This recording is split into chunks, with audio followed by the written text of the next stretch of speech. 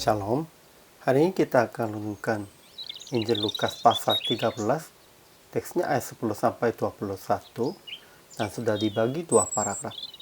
Paragraf yang pertama ayat 10-17. Pada hari Sabat, Yesus menyembuhkan seorang perempuan yang telah 18 tahun dilasuk loh sehingga ia sakit sampai bungkuk punggungnya dan tidak dapat berdiri lagi dengan tegak. Paragraf yang kedua ayat 18-21, Yesus mengumpamakan kerajaan Allah dengan biji sesawi dan dengan laginya. Kesimpulan hari ini, ketika Yesus mengajar di rumah ibadah pada hari Sabat, ia menyembuhkan seorang perempuan yang telah 18 tahun dilasuk loh sehingga ia sakit sampai bungkuk punggungnya dan tidak dapat berdiri lagi dengan tegak. Tetapi kepala rumah ibadat gusar karena hari itu hari Sabat. Tetapi Yesus berkata, "Bukankah setiap orang di antaramu melepaskan lembungnya atau keledainya untuk membawa ke tempat minuman? Jika begitu, bukankah perempuan ini yang sudah 18 tahun diikat oleh iblis harus dilepaskan dari ikannya itu karena ia adalah keturunan Abraham?" Kemudian juga mengumpamakan tentang hal kerajaan Allah dengan biji sesawi dan lagi. Hal kerajaan Allah mulai dari sangat kecil, tetapi akan mengubahkan seluruhnya. Ajaran tentang Allah. Pertama, pada hari Sabat, Yesus mengajar dalam rumah ibadat dan menyembuhkan seorang perempuan yang telah 18 tahun dilasuk loh sehingga ia sakit sampai punggungnya dan tidak dapat berdiri lagi dengan tegak. Kedua, sekalipun kepala rumah ibadat gusar, Yesus berkata, hari Sabat pun orang-orang melepaskan dan membawa lembunya atau keledainya ke tempat minuman. Perempuan itu harus dilepaskan dari ikatan iblis. Ketiga, Yesus umpamakan kerajaan Allah dengan biji sesawi dan lagi.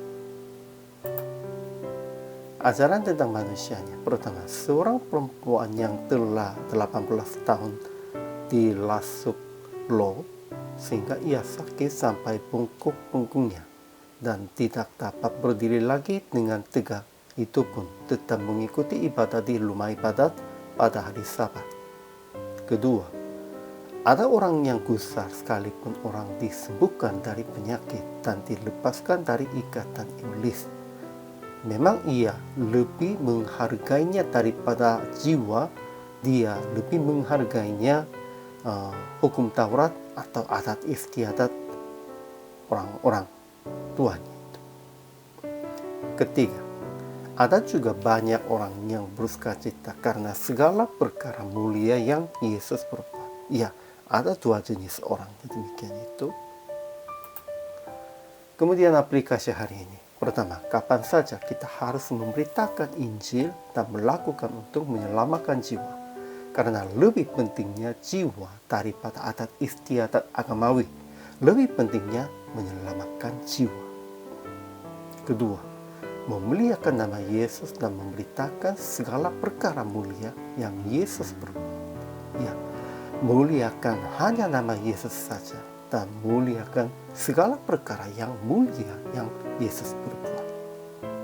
Ketiga, jadilah orang percaya yang hidup untuk menyebarkan kerajaan Allah-Nya. Bagaimana bisa menjadi orang percaya yang hidupnya? Itu dengan melakukan kehendak Tuhan.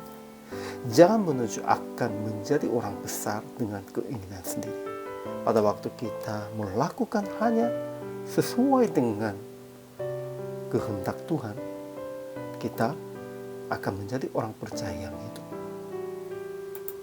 Akhirnya praktik hari ini, jangan mementingkan tradisi atau adat istiadat gereja daripada yang menyelamatkan jiwa dan menyebarkan kerajaan Allah dengan menjadi biji yang kecil tetapi yang hidup, dengan merendahkan diri dan mengorbankan diri dan melakukannya sesuai dengan kehendak Tuhan.